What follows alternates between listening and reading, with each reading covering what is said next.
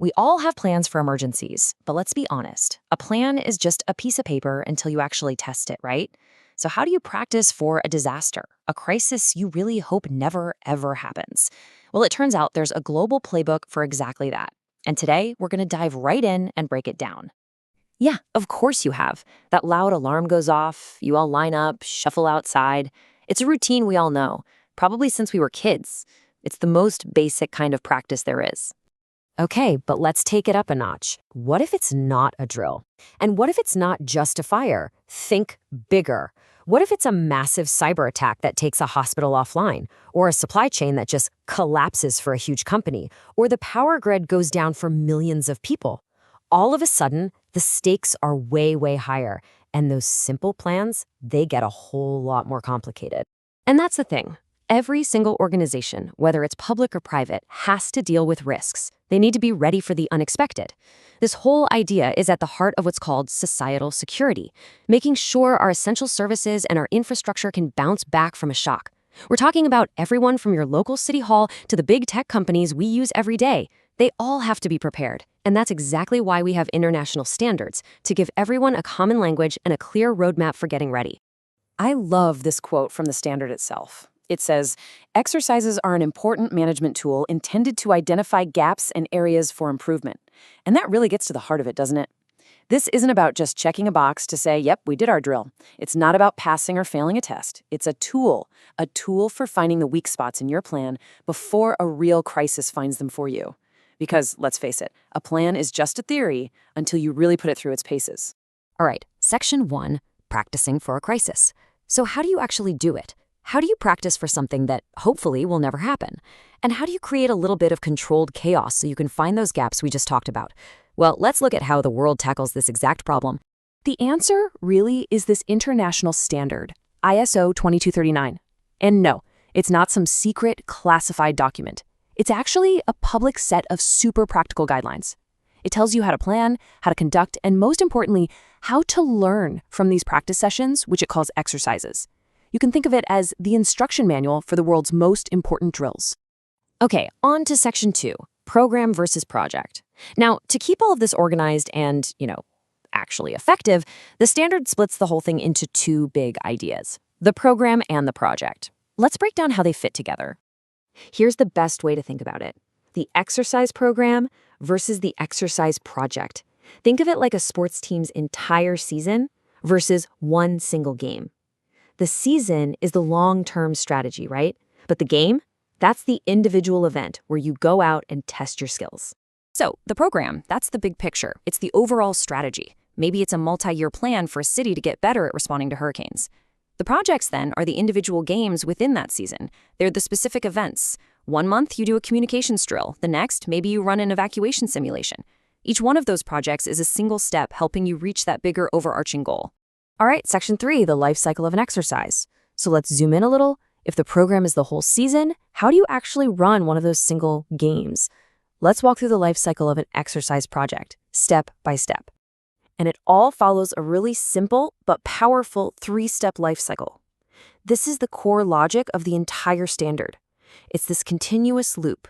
You plan it, you conduct it, and then you improve from it, so you can do it even better the next time around. Step 1 is to plan. And everything, absolutely everything, starts here with a solid plan. This is where you build the foundation. You have to ask, what are we actually trying to test?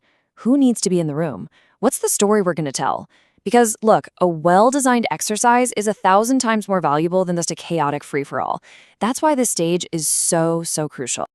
And right at the heart of any good plan is the scenario. Now, a scenario isn't just a vague idea like, a hurricane hits.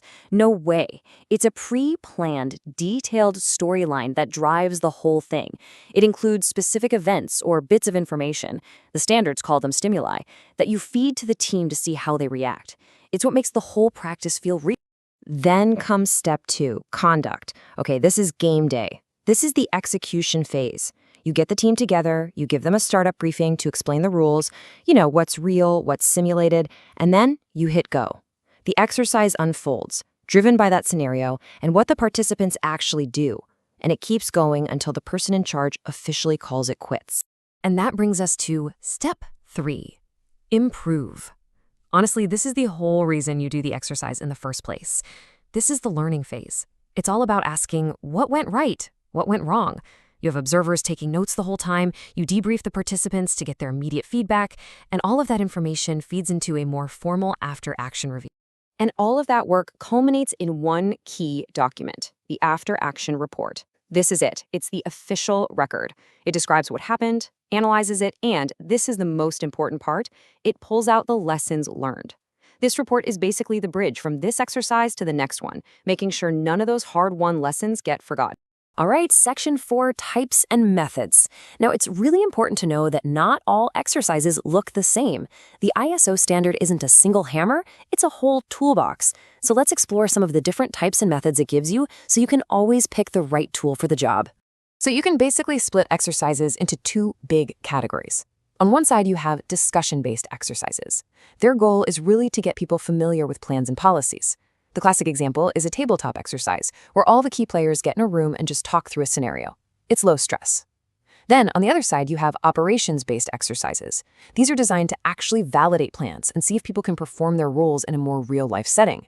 The fire drill we talked about, that's a perfect example of a drill. It's all about practicing a specific skill. So one is more about talking and thinking, the other is about doing. And you can get even more specific with what you want to achieve. For instance, do you need to test if your alert system actually works? You can run an alert exercise. Want to practice decision-making? There's a decision exercise for that. Or what if you need to work with other organizations? You run a cooperation exercise. You can even run a full-blown crisis management exercise to simulate intense conditions for your leadership team. The point is, the system is super flexible to meet whatever your objective is. Okay, let's pull all of this together in our final section. Section 5, the path to improvement. Why go through all this trouble? What's the ultimate goal here? Well, it all comes down to a really important shift in mindset. And this quote right here is key.